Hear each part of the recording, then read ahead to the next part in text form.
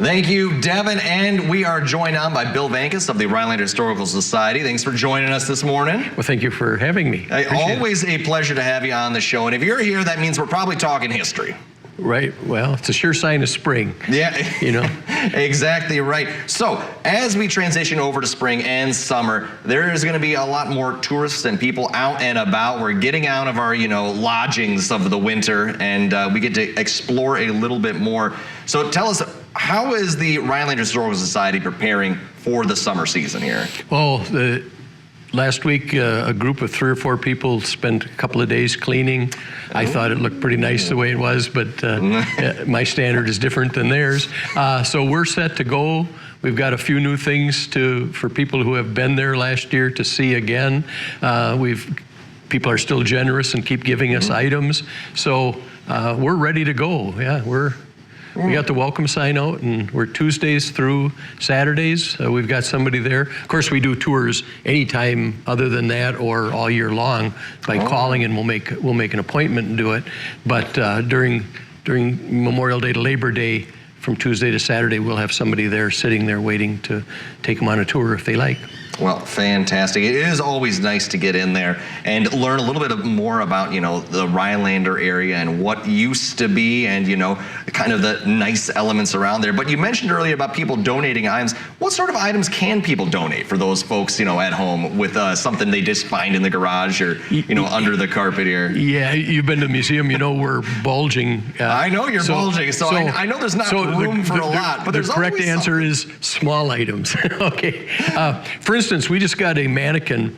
It was at Mark Pelletier had Northland Printing. And they closed down at the end of the year, and they had he named it Susie, and she was a mannequin at Woolworths, FW Woolworths. If you've heard that name before, it's one of those companies that had a 5 and dime store in virtually every city, and you got to wonder them just like you got to wonder about Sears and Penney's.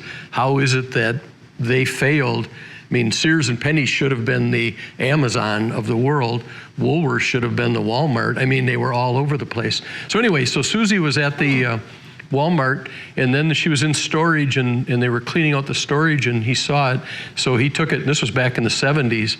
So they had her set up with her back to you by a desk when you walked into their print shop, and I'm sure everybody else did it, but the first time I went in there, I asked her if Mark was available, so it was kind of funny. So we have her now. She's modeling an 1878 wedding dress. Oh wow, that's impressive. So she looks very nice. So we got that. Some people in the area might remember Dick Summer was a very well-known attorney. He unfortunately passed away about a dozen years ago.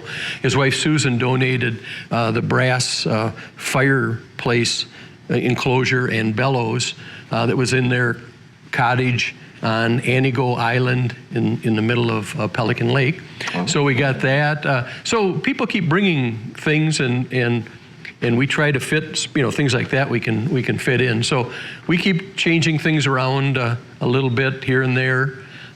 It's true. It's like a step back in time when you go into that house. It's really kind of quaint and cozy, and you never know what you're going to see in there, because you turn over something or you look elsewhere in a room and you're seeing something that you haven't seen before because there's just so much there. Like you were saying, bursting at the seams, it's just like you can't look enough, because it's like, where's Waldo? But there's like 80 Waldos on the page.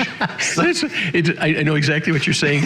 About 2 years ago, somebody donated a high school diploma, and from 1919, and they were great big things. I thought, this is cool. So I got a frame. We got to put this thing up. So I put it up upstairs in the exhibit room, and then a day or so later, I'm down making copies on our copier, and I look up, and I'll be darned, but there's another one of those diplomas on the wall by the copier that I have stood within a foot or two of for a lot of years, and I didn't even notice it. So don't feel bad if you don't notice it. I'm relearning things as well too. So. Exactly. They just pop up everywhere practically. But it's always nice to get a reminder of that stuff. And for folks looking to come on down, again, what are the hours of operation if they're looking to get out there? I'm sure they could go to the website as well and find information too. They can, but I appreciate it. We actually adjusted the hours a little bit. We went to 11 to 3. We were 10 to 2 the past years, and the docents were noticing we were getting less traffic traffic in the morning, more in the afternoon.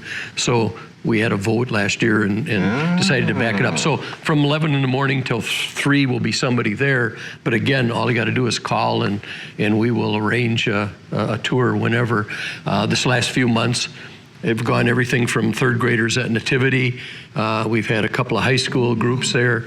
Over spring break, we had 6 girls from Loyola that were up at one of the girls' family cottages on Crescent Lake. And then we had some seniors that had a lunch at the Crimson Cafe next door and then came over for a tour. So it spans the age group, and we try to adjust the tours, according to, to what we think the people are interested, or, we'll ask, are you from the area? What's your last name? Because we may have some information. Oh.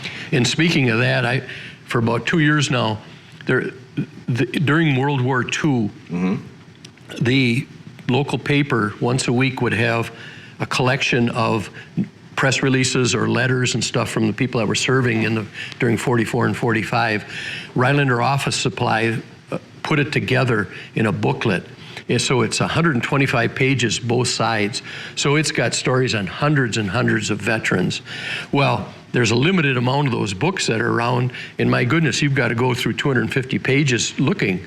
Well, I've been searching for, and I think I finally have a place in Minnesota that can scan it and make it searchable so that people will be able to enter a name and it'll bring up the pages that's on. Oh, that'd be so I'm super excited about that, because this should open up information on people's grandparents or parents or uncles or whoever, so that it should make that thing just blossom.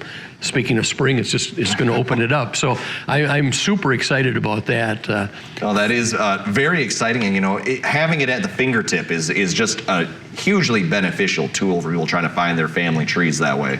But thanks again for coming on in this morning. An exciting time over at the Rhinelander Historical Society. Please reach out to Bill or any other member of the Rhinelander Historical Society. They're itching to tell you all about history, and there's always something to learn. So again, appreciate you taking the time this morning, Bill. Well, thank you very much again, and we look forward to seeing everyone this summer or anytime if they want a special one. Yep. Every season's the right season for history. Yep, there is no wrong season. There you go. But we'll be right back after this commercial break.